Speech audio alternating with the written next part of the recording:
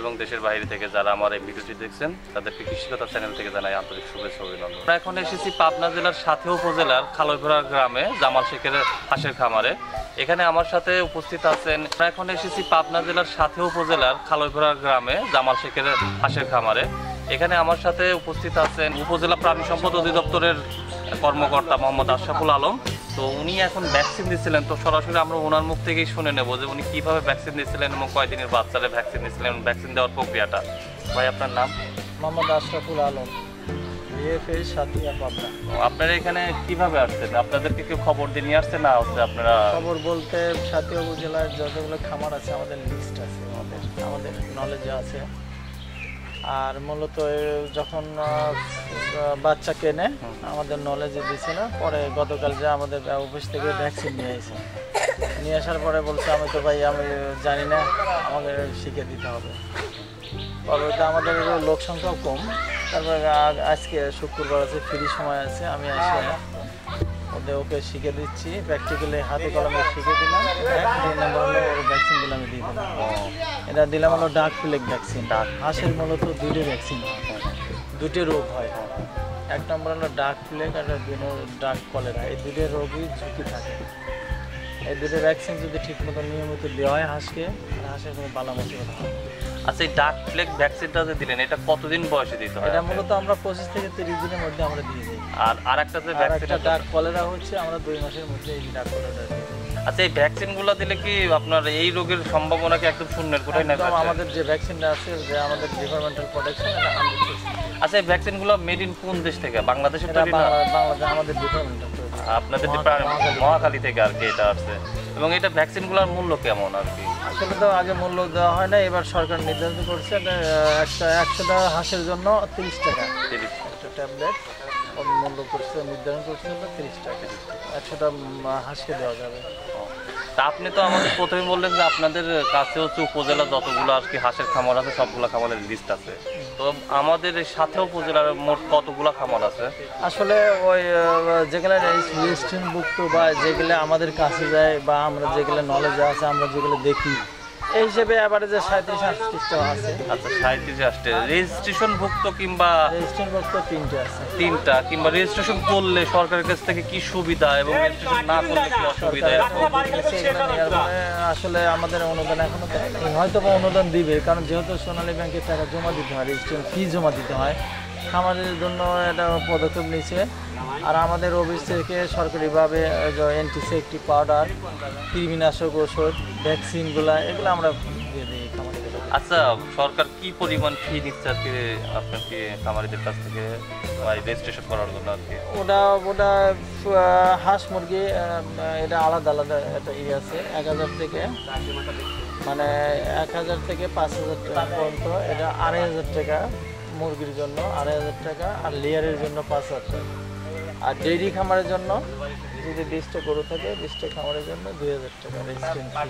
আচ্ছা, এই যে আপনাদের যে প্রাণী সম্পদ অধিদপ্তর অফিস আছে, তো আপনারা এই অফিসের মাধ্যমে রেজিস্ট্রেশন ভুক্ত এবং রেজিস্ট্রেশন ছাড়া খামারিরা যা আছে এদেরকে কোনো ট্রেনিং কিংবা ওদেরকে কোনো বিষয় শিক্ষা, এই খামারি বিষয়ে প্রশিক্ষণের ব্যবস্থা করে থাকে? মাঝে মাঝে সরকারিভাবে আমরা উদ্যোগ নেই, 2 মাস 3 মাস পর পরে আমরা কৃষকদের নিয়ে ইনফ্লুয়েন্স করি, ওদেরকে প্র্যাকটিক্যাল হাতে কলমের ভ্যাকসিন বা প্রাথমিক চিকিৎসকের একটা ধারণা দিই আমরা মাঝে মাঝে 2 মাস পর। আচ্ছা, এ নয় তো বুঝলাম যে যারা খামারি করতেছে তাদের ধারণা দিচ্ছেন, কিন্তু যারা খামারের বাইরে আছে, খামার করতে চায় কিংবা খামার সম্পর্কে জানতে চায়, তাদেরকে আপনারা কি বলেন? আমরা প্রত্যেকটা গ্রামে প্রতি মাসে আমরা একটা করে উঠান বৈঠক দিই। উঠান বৈঠকের মাধ্যমে আমরা দুধ, ডিম, মাংসের যে চাহিদা, গণপ্রজাতন্ত্রী বাংলাদেশ সরকারের মাননীয় প্রধানমন্ত্রী 19 সালের মধ্যে পুষ্টি সংসম্পন্ন করার জন্য দুধ, ডিম, মাংস উৎপাদন 100% উৎপাদন করার জন্য একটা উদ্যোগ নিয়েছে। আমরা ওই হিসেবে প্রত্যেকটা গ্রামে আমরা উঠান বৈঠক দেই এবং ওরা উঠান বৈঠকের মাধ্যমে পুরুষ এবং মহিলাকে আমরা জানা দিই যে খামার করেন, এইভাবে করেন। খামারের মাধ্যমে বেকারত্ব দূর এবং বাংলাদেশের পুষ্টি সংসম্পন্ন, যাতে দুধ, ডিম, মাংস বেশি বেশি করে উৎপাদন করা হয়। এই উদ্যোগটা আমরা influence আচ্ছা করি। ভাই, আর একটা প্রশ্ন, সেটা হচ্ছে আমরা তো বিভিন্ন খামারে গেছি, বিভিন্ন সময় বিভিন্ন খামার পরিদর্শন করছি, তো অনেক খামারই আমাদের কাছে অভিযোগ দিচ্ছে যে হয়তো বা উপজেলা যারা প্রাণী সম্পদ অধিদপ্তরের কর্মকর্তা কিংবা কর্মচারী আছে, এদের হয়তো অনেকে দেখা যাচ্ছে আপনারা তাদের সাথে যোগাযোগ করেন, পরবর্তীতে হয়তো যোগাযোগ করতেছে না 2 মাস 3 মাস, কিংবা ফোন দিলে ফোন ধরতেছেন, এরকম একটা অভিযোগ আছে আর কি।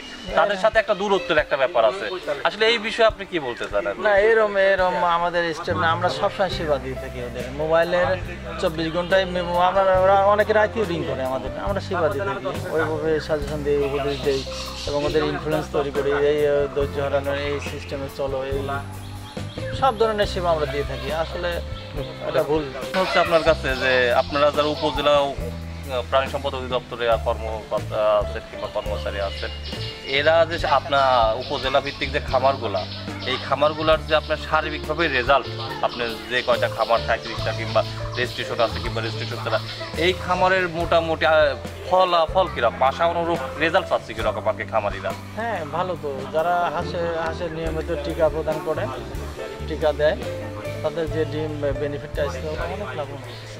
আচ্ছা, যারা নতুন খামারি করতে চায় তাদের জন্য কি আপনাদের কাছ থেকে কোনো অ্যাডভাইস আছে? যে আমাদের অ্যাডভাইস, আমাদের প্রশিক্ষণ, আমাদের অফিসে প্রশিক্ষণ, আমাদের সাথে যোগাযোগ করলে আমরা প্রশিক্ষণ দিয়ে ওদের দক্ষ করে ওদের খামার সম্বন্ধে প্রাথমিক ধারণা দিয়ে ওদেরকে সাজেশন, প্লাস আমাদের যে বগুড়া এবং চুয়াডাঙ্গা ডাক ফার্ম আছে, ওদের আমরা বাচ্চা আনার জন্য ওদের সাজেশন দিই। সরকারিভাবে কোনো ফার্ম আছে যে ফার্ম থেকে আছে, বাচ্চা? চুয়াডাঙ্গা বগুড়া থেকে আমরা অনেকে বাচ্চা নিয়ে আসি। এই বাচ্চাগুলা কি দেখা যায় যে বাজারের অন্য সব বাচ্চার যে মান ভালো না খারাপ হয়? অনেক ভালো। বাজারের অন্য সাধারণ যে ফার্মগুলো আছে তাদের চেয়ে এই ভালো। বাচ্চাগুলোর মান অনেক অবশ্যই ভালো হবে, এবং এই বাচ্চাগুলো মূল্যও কম।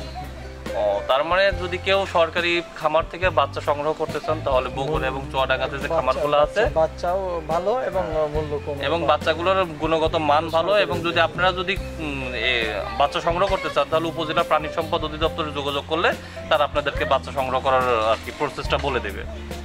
সকলকে ধন্যবাদ, এবং আমার চ্যানেলটি বেশি বেশি করে সাবস্ক্রাইব করুন এবং লাইক করুন। এবং আজকে যে আমি আমার উপজেলা প্রাণী সম্পদ অধিদপ্তরের কর্মকর্তার কাছ থেকে যে মূল্যবান মতামত নিলাম, আশা করি খামার পর্যালোচনা, খামারের যারা করবে কিংবা খামার যারা আছে খামারি ভাইরা, তারা এই ভিডিওটিটা দেখলে এবং খামারির যে হাঁসের যে প্রাথমিক যে সমস্যাগুলো এবং হাঁসের বাচ্চা প্রক্রিয়ার যে সরকারি যে পদক্ষেপ, মাননীয় প্রধানমন্ত্রী শেখ হাসিনার যে ভীষণ 2019 সালের ভিতরে দুধ মাংস ডিম পুষ্টিতে সম্পন্ন করবে গ্রামীণ অর্থনীতি, তো সেই প্রসেসটায় আমাদের উপজেলার প্রাণী সম্পদ অধিদপ্তরের কর্মকর্তা ভাইরা নিরলসভাবে কাজ করে যাচ্ছে সরকারের ভীষণ হচ্ছে সম্পূর্ণ বাস্তবায়ন করার জন্য।